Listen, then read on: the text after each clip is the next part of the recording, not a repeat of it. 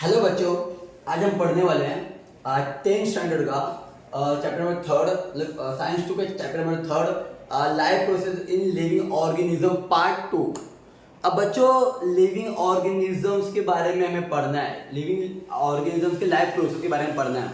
तो बच्चों, आप लोगों को पता होगा कि लाइफ प्रोसेस के लिए हमें रिप्रोडक्शन काफी ज्यादा जरूरत है। रिप्रोडक्शन, तो अभी रिप्रोडक्शन पढ़ेंगे, लाइफ प्रोसेस पढ़ेंगे, बट उसके पहले हमें जानना ये जरूरी है बच्चों कि लिविंग थिंग कितने टाइप्स के होते हैं। जब हमें ये पता होगा लिविंग थिंग्स कितने टाइप्स के होते हैं, तभी हम आगे समझ पाएंगे कि लाइफ प्रोसेस क्या है, कैसा है, क्यों होता है, क्या सब कुछ पढ़ेंगे। देखो, अब ये चैप्टर देखते हैं। सबसे पहले हम देखते हैं how many types of living organism, कितने प्रकार के सजीव हमारे पृथ्वी पर हैं। देखिए, तो आंसर आता है बच्चों इसका, there are 2 types of living organisms, 2 प्रकार के सजीव है। अब वो 2 प्रकार के कैसे हैं? एक आते हैं यूनिसेलुलर, एक आते हैं मल्टीसेलुलर, यानी कि एक कोशिका और बहुकोशिका। बच्चों, मैं हिंदी में बता रहा हूँ, इंग्लिश में बता रहा हूँ। एक कोशिका है, बहुकोशिका। अब देखिए बच्चों, इसमें भी 2-2 आते हैं, इसमें भी 2, इसमें भी 2। अभी यूनिसेलुलर में 2 प्रकार के, यानी कि plants and animal, and multicellular में भी क्या आते हैं? Plants and animal. तो बच्चों, हम आगे देखते हैं इसमें नेक्स्ट टॉपिक, रिप्रोडक्शन। बच्चों, लाइफ प्रोसेस को कंटिन्यूअसली आगे बढ़ाने के लिए सबसे ज्यादा इंपॉर्टेंट पार्ट होता है रिप्रोडक्शन। विदाउट रिप्रोडक्शन हमारी लाइफ आगे बढ़ ही नहीं सकती।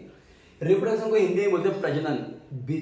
बिना प्रजनन क्रिया के हमारी जिंदगी आगे बढ़ ही नहीं सकती। तो बच्चों, देखते हैं रिप्रोडक्शन यानी कि प्रजनन कितने प्रकार के और कैसे होते हैं। देखिए, सबसे पहले बच्चों देखिए, प्रजनन जो होता है, asexual reproduction and sexual reproduction. Reproduction 2 प्रकार के होते हैं, asexual reproduction and sexual reproduction. Asexual reproduction वो होता है जिसमें without sex, without male and female के सेक्स किए ही जो रिप्रोडक्शन होता है उनको हम बोलते हैं असेक्सुअल रिप्रोडक्शन बोलते हैं।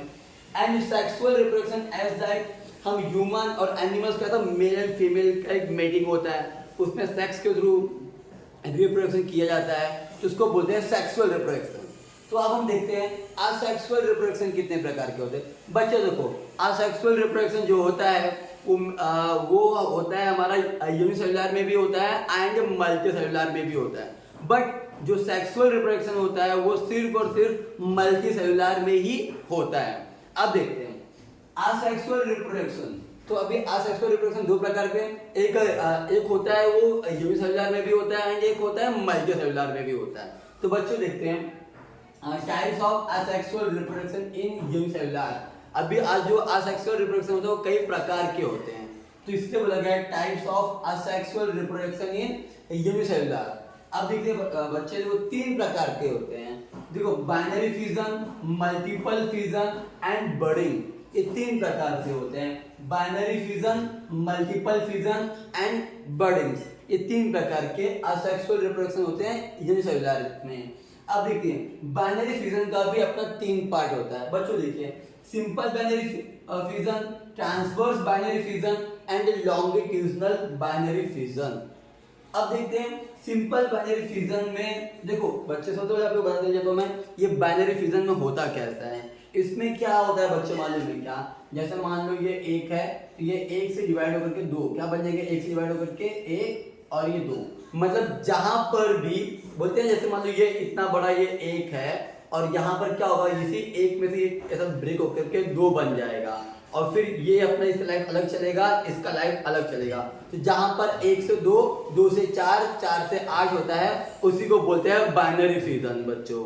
तो होप्स आपको ये टॉपिक समझा होगा कि बाइनरी फ्यूजन होता क्या है। अब मल्टीपल फ्यूजन। बच्चों, ये मल्टीपल फ्यूजन क्या होता है?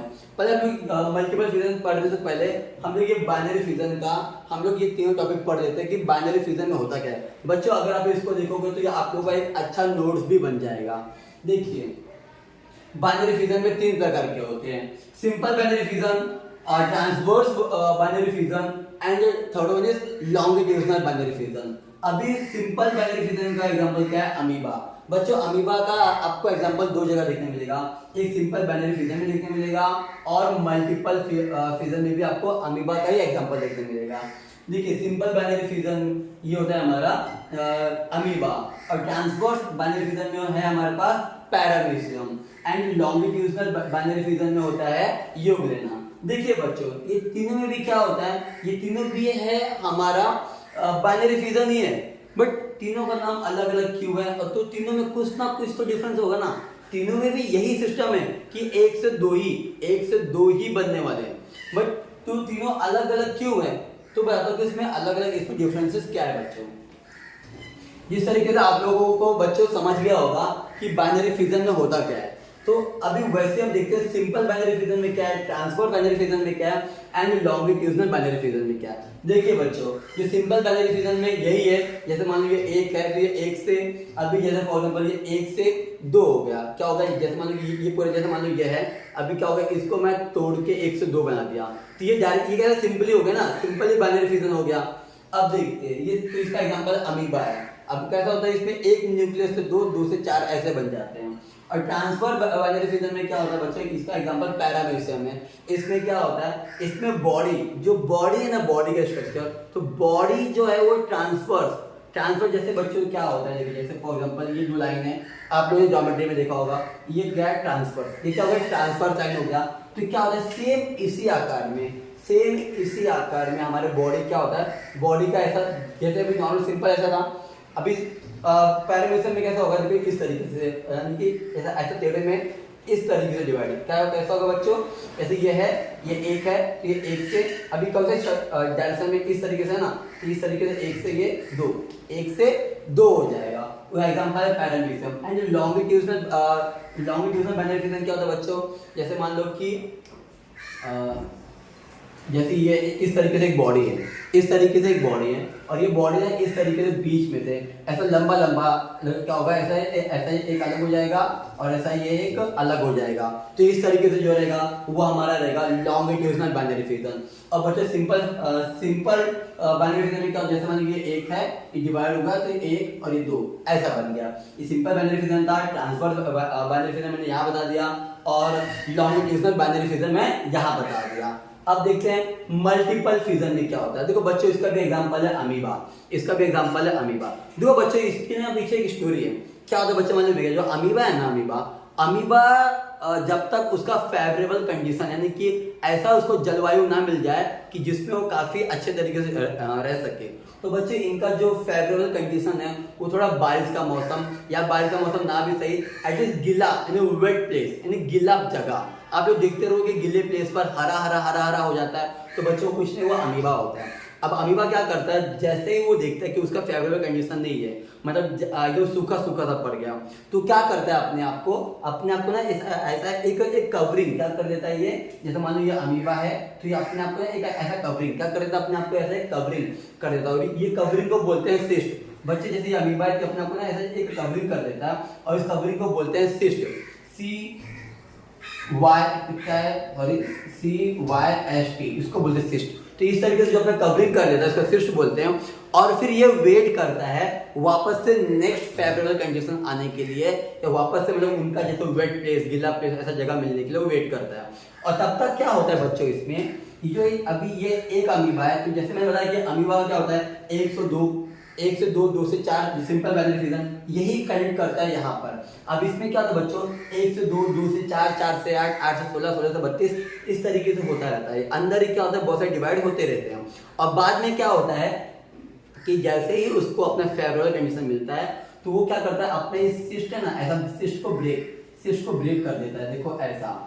और फिर जब उसने सिस्ट बनाया था तो उसमें एक था, और जब उसने ब्रेक किया तो कितने देखो अभी कितने सारे हो गए, जब उसने ब्रेक किया तो एक से बहुत सारे, वन से मल्टीपल हो गए, इसलिए that's why this is called as multiple fission. ये भी क्या हुआ, असेक्सुअल रिप्रोडक्शन, मतलब ये जो बाइनरी फिजन था अमीबा का, वही मल्टीपल फिजन में भी अमीबा में वही हुआ, पर क्या हुआ, कवरिंग से जब वो बाहर निकला तो एक से बहुत हो गया, बोलते हैं एक से अनेक बन गए, जैसे बोले मल्टीपल फिजन। अब बच्चों आता है बर्डिंग। अब बर्डिंग के लिए एग्जांपल कौन है, यीस्ट।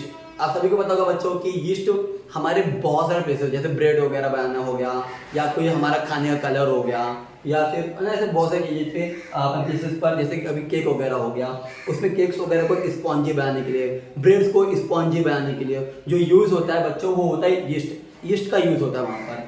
अब देखते हैं बच्चों की ये यीस्ट का ये जो बर्डिंग एग्जांपल दिया, बर्डिंग होता क्या है बच्चों? बर्डिंग क्या होता है? आप लोगों ने ट्रीज देखा होगा, जैसे अभी आपने देखो, जैसे ये ट्रीज है, ये बराबर ऐसे ट्रीज है, तो आप लोगों ने देखा होगा बच्चों, देखो यही बगल से एक और डालियां निकलती है, देखो ये, देखो ये एक ही स्टेम है, एक ही डालिया में से, जैसे यहाँ में से दूसरा निकल गया, और फिर यहाँ से दूसरा, फिर यहाँ से ये ऐसा। तो इस तरीके से जो एक में से, जैसे कि अभी जैसे फॉर एग्जांपल ये एक बॉडी है, अब यहीं से दूसरा निकल जाए, और फिर इसमें से एक तीसरा, फिर यहीं से एक और निकल जाए, तो इस तरीके से जो निकलता है ना, उनको हम बोलते हैं बर्डिंग्स। क्या बोलते हैं बच्चों? हम लोग उनको बर्डिंग बोलते हैं। फिर बर्डिंग किसका एग्जांपल हो गया? तो बर्डिंग भी किसका हो गया हमारे पास? Types of asexual reproduction in unicellular में आता है। सो बच्चों, आप लोगों का एक टॉपिक खत्म होता है आज के टाइप्स ऑफ यूनिसेलुलर इन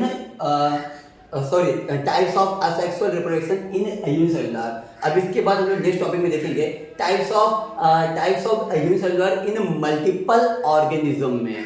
समझ आई बच्चों? तो मतलब मल्टी सेलुलर ऑर्गेनिज्म में देखेंगे हम लोग। अभी आज तो इतने रखते